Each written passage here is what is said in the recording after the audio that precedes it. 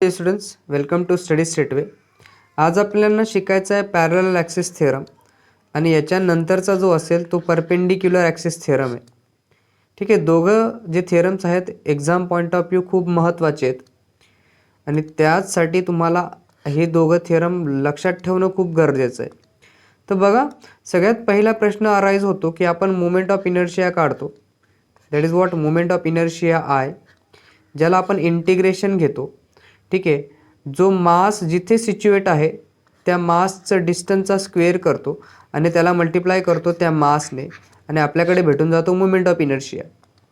तर बघा, इथे आपल्याला एकच प्रश्न मनामध्ये येतो की आपण पॅरलल ॲक्सिस का बरं घेतोय, या थिअरमचा आपण का बरं यूज करतोय, काय यूज करतोय. तर लक्षात घ्या, ज्यावेळेसही आपण पॅरलल ॲक्सिस थिअरमचा विचार करतो त्यावेळेस आपण विचार करतो रेग्युलर जॉमेट्रिकल शेपचा.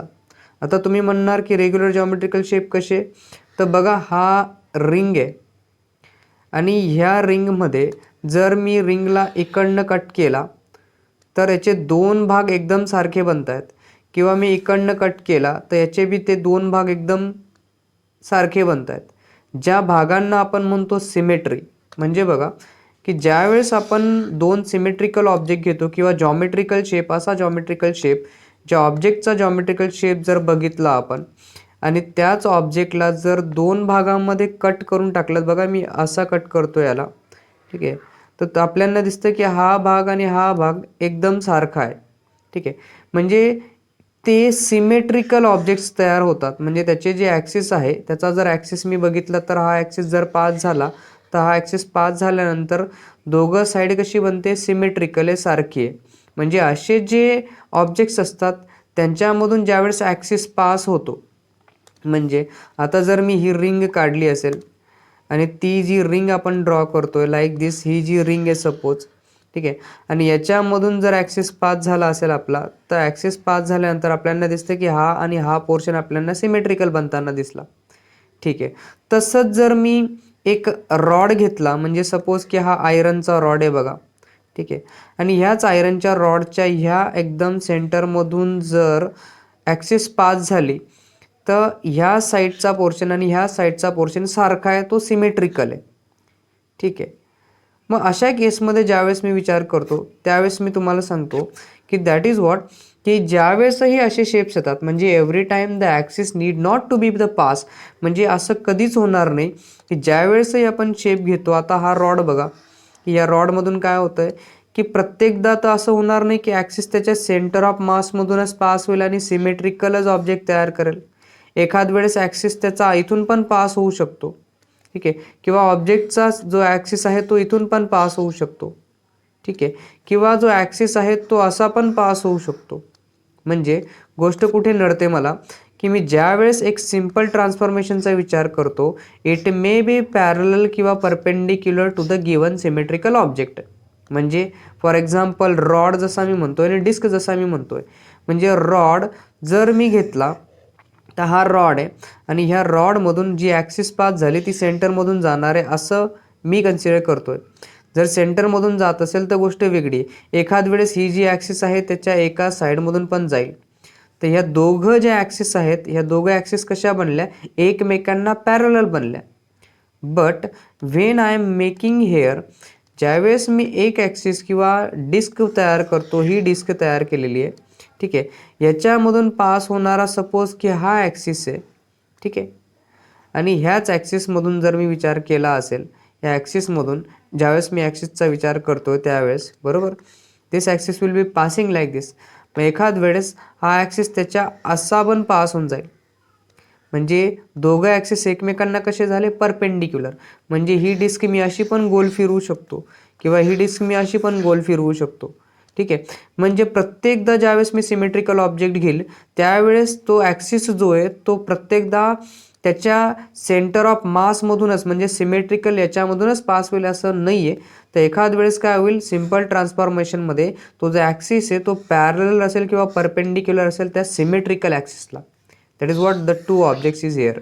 मग बघा, मला पाडायचं काय की एक गोष्ट जी आली ज्याला आपण पॅरलल ॲक्सिस म्हणतोय, तर इथे जी डायग्राम तुम्हाला दिसते, इथे हा जो ॲक्सिस दिसतोय तुम्हाला, हा सपोज की ए सी बी असेल आणि हा सपोज MOP असेल, तर ACB हा ऑब्जेक्टच्या सेंटर ऑफ मासमधून पास होतोय.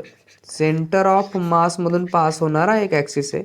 आणि इथे हा जो D दिसतोय का, इथे एक छोटासा मास आपल्या मोमेंट ऑफ इनर्शिया काढण्यासाठी कन्सिडर करून ठेवलेला आहे की तो इथे आहे सपोज. आणि दुसरा जो ॲक्सिस आहे तो ॲक्सिस MOP हा O मधून पास होतोय. ह्या ओ पॉईंटमधून पास होतोय. आणि MOP आणि ACB हे दोघं ॲक्सिस एकमेकांना पॅरलल ॲक्सिस आहे. म्हणजे आपला थेरम कोणता आहे? Parallel axis theorem. ठीक आहे, त्याला आपण पॅरलल म्हणतोय. म्हणजे दोन ॲक्सिस एकमेकांना पॅरलल असतील तर त्या केसमध्ये आपल्याकडे बनतो थेरम ऑफ पॅरलल ॲक्सिस. मग बघा की प्रत्येकदा ऑब्जेक्ट सिमेट्रिकल नाही आहे, म्हणजे जो ॲक्सिस आहे सिमेट्रिकलमधूनच पास होईल असं नाही आहे. तर एखाद वेळेस तो जो ॲक्सिस आहे तो सेंटर O सारख्या भागामधून बी पास होऊ शकतो. म्हणजे दोघं ॲक्सिस जो आहे तो एकमेकांना पॅरलल करू शकतो. तर मग बघा काय गोष्ट घडते माझ्याकडे की moment of inertia of an object about the axis. ठीक आहे, ACB जर मी विचार केला, आता आपण नॉर्मली काय कन्सिडर करतो की आपण डिस्टन्स इंटिग्रेशन काढतो. म्हणजे बघा की मुवमेंट ऑफ इनर्शिया हा सेंटर ऑफ मासमधून जाताना आपण इंटिग्रेशन घेऊ. ठीक आहे, ठीक आहे. तर इंटिग्रेशन घेतल्यानंतर इथून त्याचं डिस्टन्स काय बरं, तुम्ही बघाल की इथून त्याचं डिस्टन्स हे DC और CD आहे, बरोबर. आणि तिथे मास कोणता आहे आपला DM आहे. मग याचा जो मुवमेंट ऑफ इनर्शिया ॲक्च्युली बनायला पाहिजे तो कसा बनतो, that is integration of DC square into DM, बरोबर. जसं मी बोललो की आपण मुवमेंट ऑफ इनर्शिया काढताना इंटिग्रेशन घेतो. ठीक आहे, डिस्टन्सचा स्क्वेअर घेतो आणि त्याच्या मासने त्याला मल्टिप्लाय करून देतो. मग इथे बघा हे काय, हे DC डिस्टन्स आहे, मास इथे सिच्युएटेड आहे.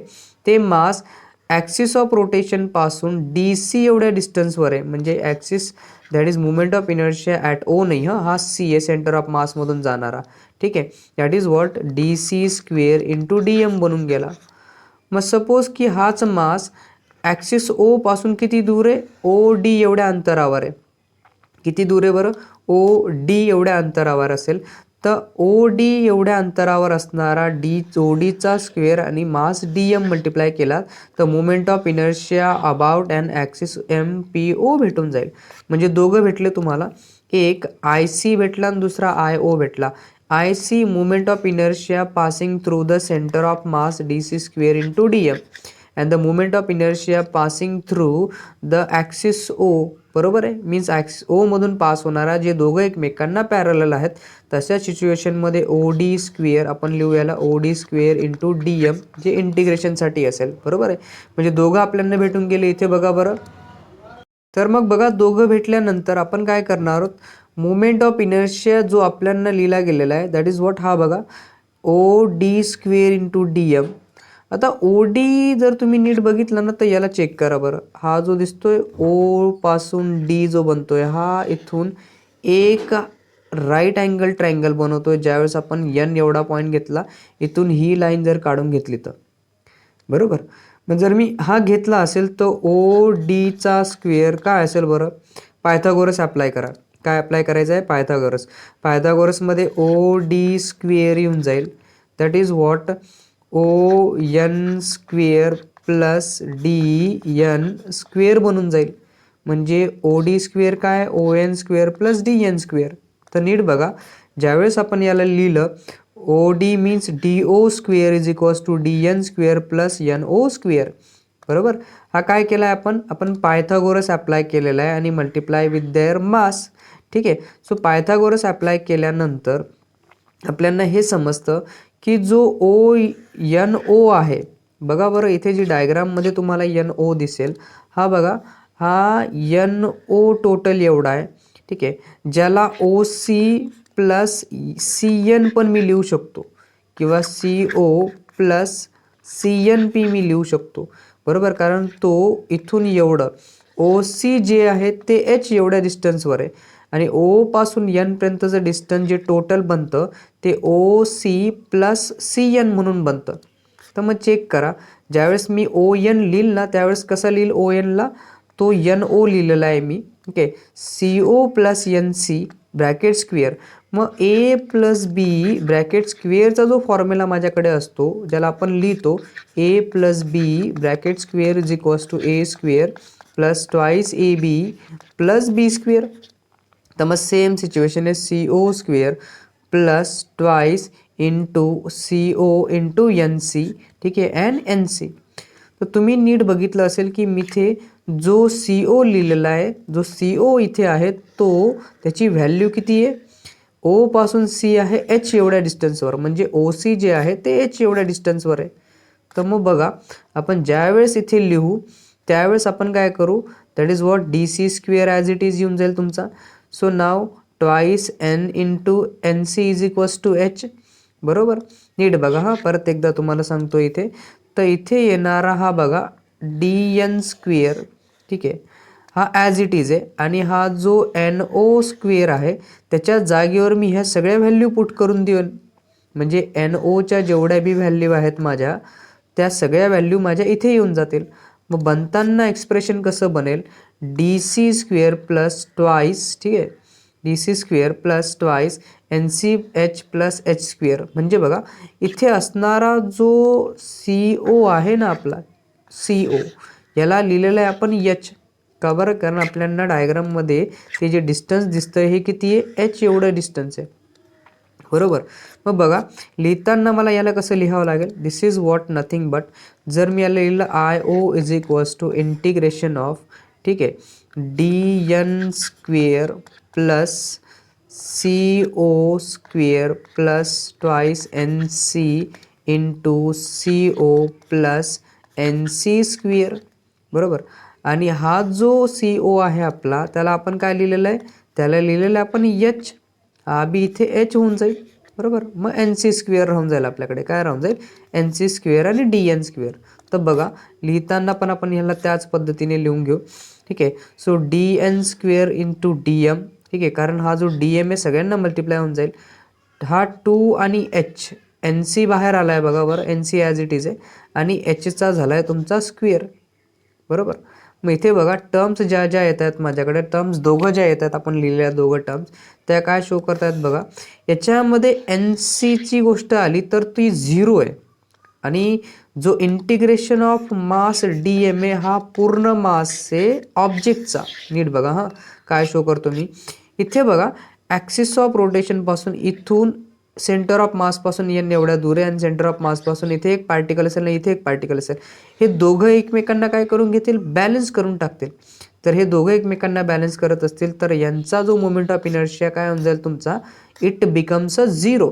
हा काय झाला आहे तुमचा 0 झाला. आणि जे इंटिग्रेशन ऑफ मास आहे तुमचं, integration of mass this is what an capital M mass. ठीक आहे. मग राहिला काय, हा तुमचा ट्वाईस एच आहे. बरोबर. ट्वाईस एस याच्यामुळे काय झाला, हा पूर्ण तुमचा 0मुळे सगळा 0 होऊन गेला. मग D C square into D M, D C square into D M, इथे राहिला एच स्क्वेअर इंटू एम.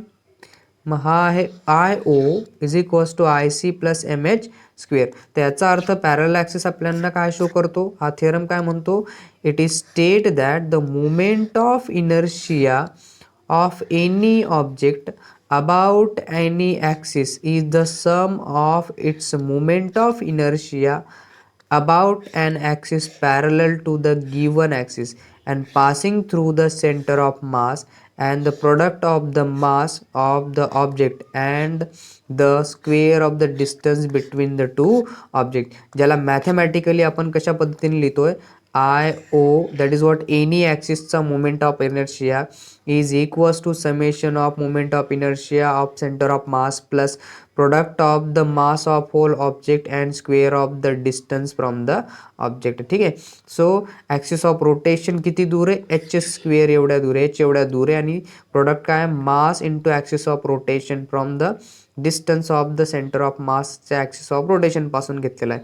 तर हाच असेल आपला पॅरलल ॲक्सिस थिअरम. महत्त्वाचा आहे, तुम्हाला एक्झाममध्ये याच्यावरती इतर क्वेश्चन विचारले जाऊ शकतात. I hope you understand this lecture. If you understand please like this video.